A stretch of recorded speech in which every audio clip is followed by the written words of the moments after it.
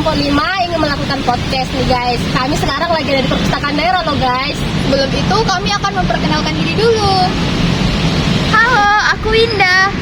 Halo guys, nama aku Ayu. Halo, nama aku Tamia. Halo, nama aku Mary. Halo, saya Pepsi. Halo guys, kembali lagi bersama kami di podcast kelompok 5. Nah, kali ini kami akan kedatangan tamu. Kira-kira siapa ya tamunya? Ada yang tahu nggak siapa tamu kita hari ini? Oke, kalau kalian tahu, kasih saya guys. Hari ini kami akan kedatangan seorang pemuda penggerak yang sangat menginspirasi loh guys.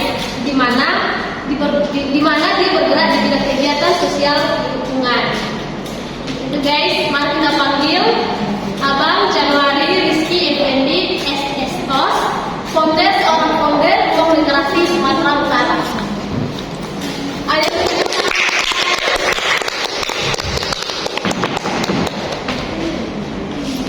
Kami dengar ternyata apa ya yang mendirikan organisasi literasi ini.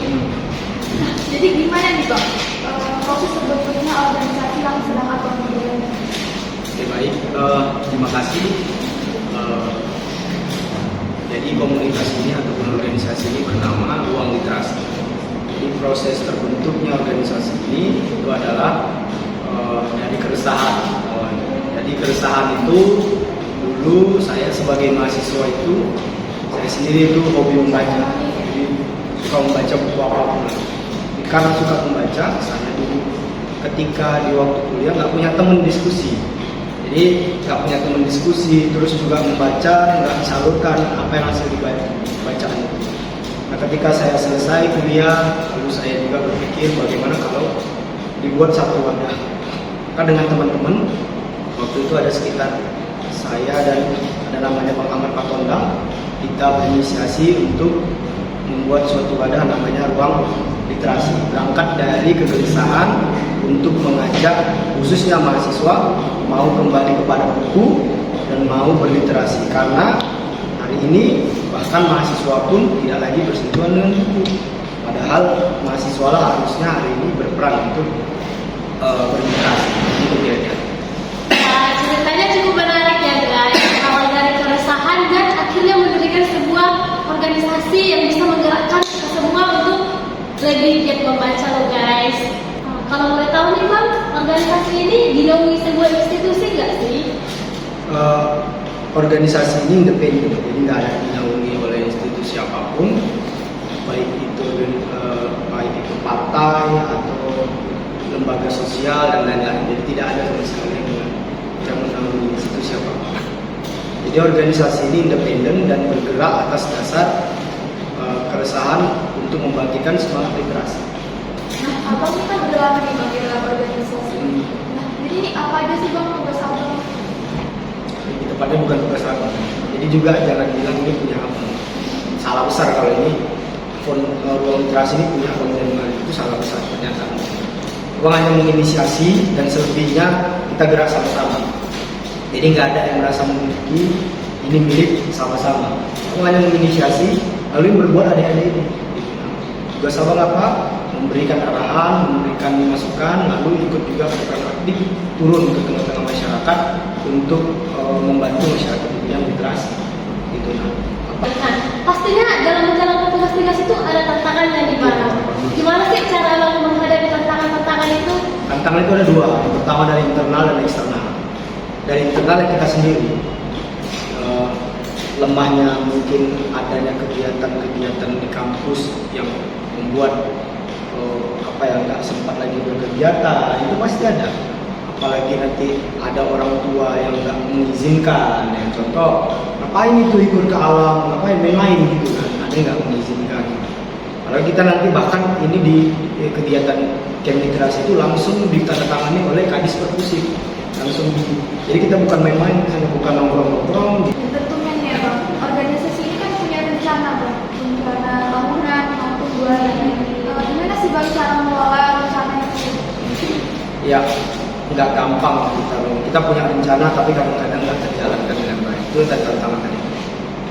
Rencana yang pertama itu kita ada program harian, bukan harian sih, mingguan. Mingguan itu ada kegiatan Taman Ahmad Yani itu kita bikin mewarnai. Tapi hari ini sedang tidak jalan karena kita fokus ini kemigrasi sehingga belum jalan. Taman Ahmad Yani kita buat diskusi, terus mewarnai dengan adik-adik di situ. Terus kita dalam hal lingkungannya kita ngutip sampah. Jadi dapat apresiasi dari masyarakat, keren dari mahasiswa-mahasiswa ini. Dan mereka itu menjadi trigger bagi mereka supaya bahwa hari ini kita peduli dengan lingkungan, dengan sampah, supaya jangan lagi ada yang buang sampah. Yang kedua kegiatannya itu ada kegiatan bulanan. Bulanan ini seperti webinar, seminar. Keren kali ya nih organisasinya. Ya nggak sih Dewi? Keren sih. Nggak jangkau sih. Pun nggak bisa satu langsung lebih. Tambah ya. Iya. Nah, Ingat Mbak ya. cara abang untuk menjaga citra nama organisasi. Jangan dalam berorganisasi itu kita jangan sibuk mencitrai diri, nggak baik. Karena nanti yang ditampilkan hanya pura-pura, nggak ada kegiatan, tapi foto-foto saat Jadi sering tuh Bang. sering sekali mahasiswa ataupun orang ibadah kita nggak mau, nggak ada citra yang harus dibangun terlalu lama. Makanya follow kita deh, follower. Kita nggak beli follower, kita nggak minta orang follow, gitu nggak ada. Apa yang kita bangun di sini adalah bagaimana kita berbuat. Bagaimana? Karena baru 3 tahun kita mau follower kita itu bukan robot, tapi follower kita itu orang yang sadar butuh komunikasi, maka dia follow. Nah, masih sedikit hari ini kan memang cari apa kita gila-gila di pencitraan. Tapi selama ini kita membangun komunitas itu kegiatan, ada kegiatan di foto. Vakum sebulan gak ada kegiatan ya udah. Berarti vakum itu kegiatan IG-nya. Jadi kalau sebulan IG gak ada kegiatan berarti lagi memang mati gitu. Nah, jadi kita memang membangun ini dari hati sama-sama, bukan membangun citra. Tapi citra ini ada kan Bang? Ada. Pasti citra itu ada. Kita sampaikan yang baik-baik kegiatannya dan lain-lain. Dan citra ini juga dibutuhkan.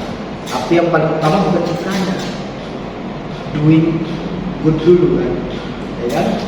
Do the best dulu, baru you have the point bahwa kamu useful di masyarakat.